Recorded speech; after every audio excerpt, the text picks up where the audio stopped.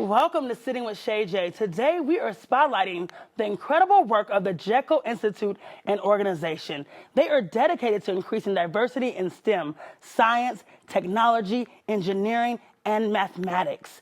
Joining me today is Toy Massey, the founder of the Jekl Institute, who is empowering underrepresented communities and inspiring the next generation of innovators. Thank you so much for being here, Toy. Thank you so much for having me, Absolutely. Shay. I've been waiting for this. This has been a long time coming, okay? Really? Yes. I've been waiting too. We've been waiting together. I mean, you have been doing such inspiring work, and I'm excited for the world to hear about this. Tell me the vision behind Jekl Institute. So, as a woman who holds master's degrees in mechanical and nuclear engineering, I was at work in the aerospace community, could not pull women, young women and men of color especially, into the field fast enough. So I figured I'd have to go get them. I hung up my professional executive leadership, executive director hat and said, we're going to found the Jekl. It was then Foundation for STEAM Education.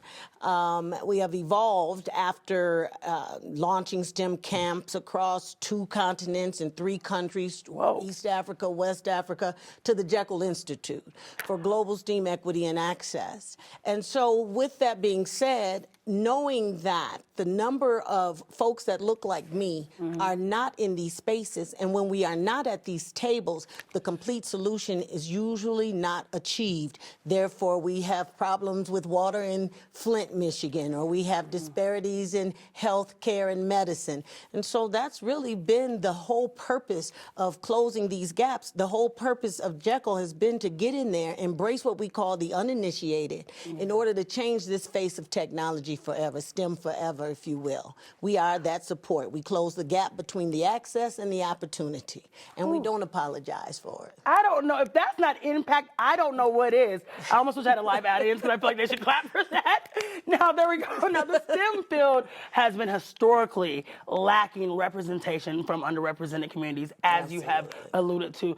Why is it so important? You kind of start talking about it with Flint, but why is it so important that we increase diversity in the STEM fields? So as we have seen, one of the things that continuously we become aware of is our disparities in health care, Black women especially, what we are facing when we are in child care and birthing and things of those nature. In the area of systems care, cardiovascular, heart disease and things of those natures, high blood pressure and hypertension.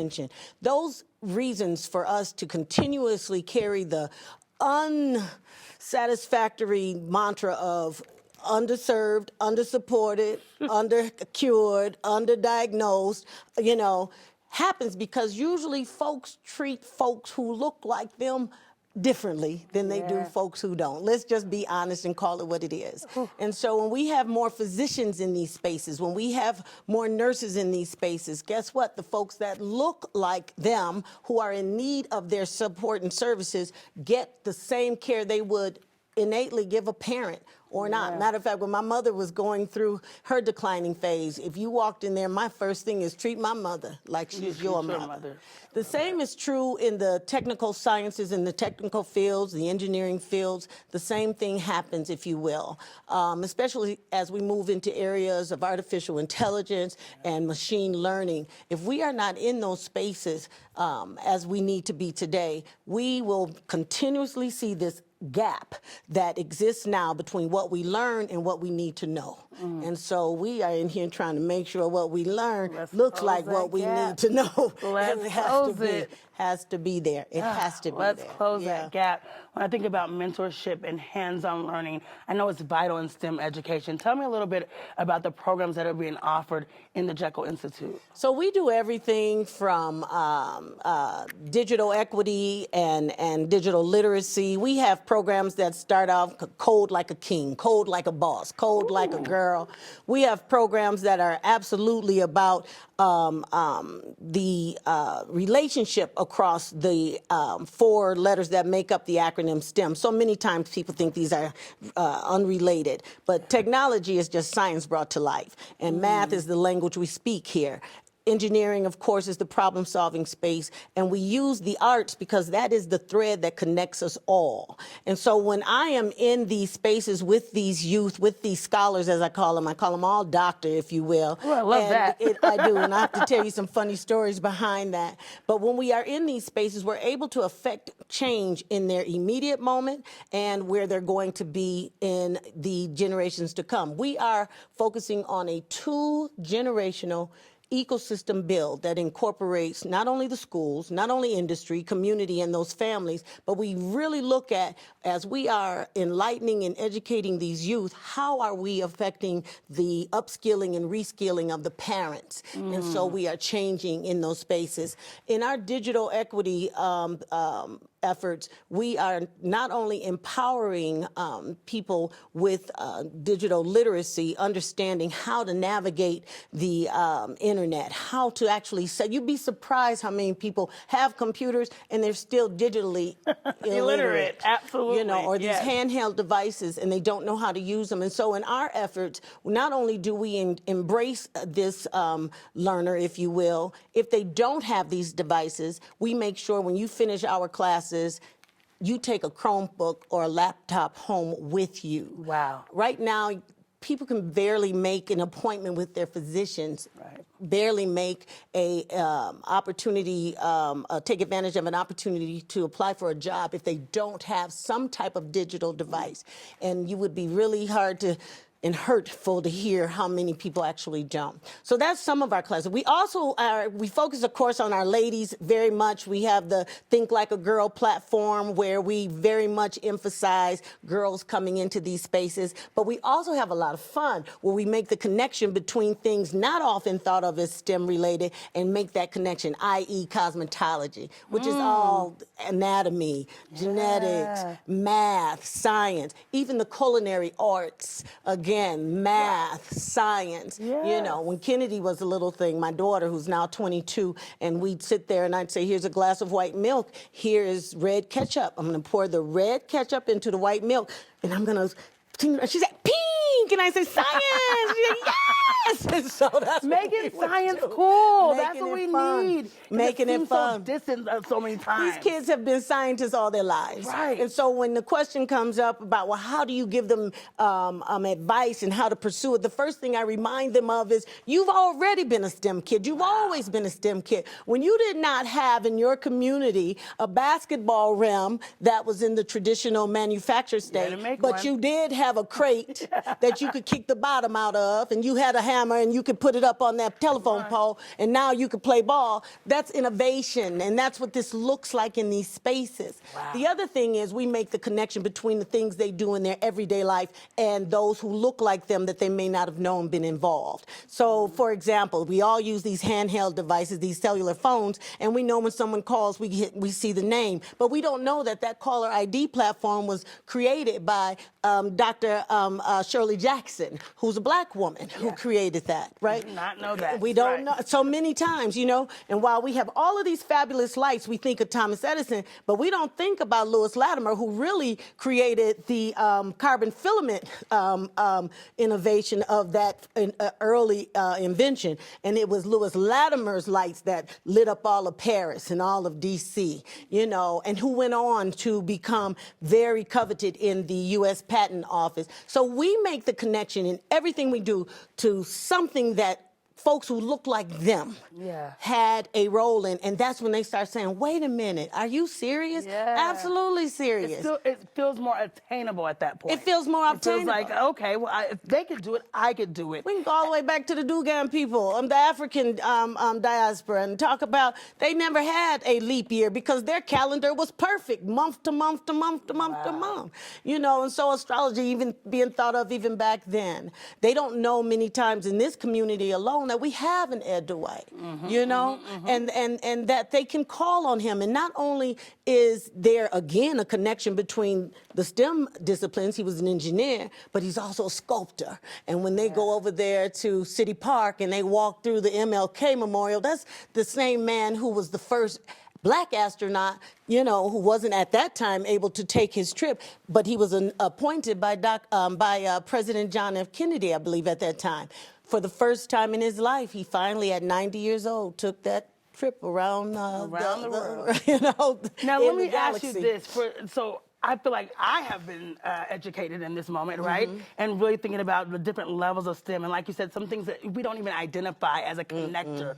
So for that student that's sitting at home and saying, what do I do to get started? I'm interested. And I feel like, as we know, STEM is taking over financially. It's a great field to be in. What's your advice? What is their first step that they should take? So the first thing I need them to recognize is that they are already STEM kids. They're Yeah. STEM, okay? Every time they pick up that device and they're playing digital, playing games, and so we're talking at that point AI. They don't Right. even realize it. Machine learning. They're doing it right there, and they're doing it seamlessly and without thinking about it. Absolutely. So one of the first things they might want to do is identify, what do I really enjoy doing? Yes. And so if it's that young person who says, well, I like gaming, well, then let's talk about moving you into some spaces where you're not the one the data is being collected on because you're playing a game. Right. How about we shift you to Collect the where you data. collect the data through your research and the things that you create? And we start making those connections. Representation is absolutely, unambiguously key. They need to see folks that look like them in these spaces. And so Jekl does not apologize for asking those who look like the children we're trying to reach to step up. Step in, and let them see your faces. Become a mentor in these spaces. Make the connection between what it is they do on the daily and what these disciplines really require. And so that might mean mom, dad, guardians, whomever it is, neighbor, may have to do a little bit of research and work themselves. Be willing to go and sit in on the STEM workshops. We give the STEM workshops. We do pop-up workshops all over the country, but all over the city of Denver.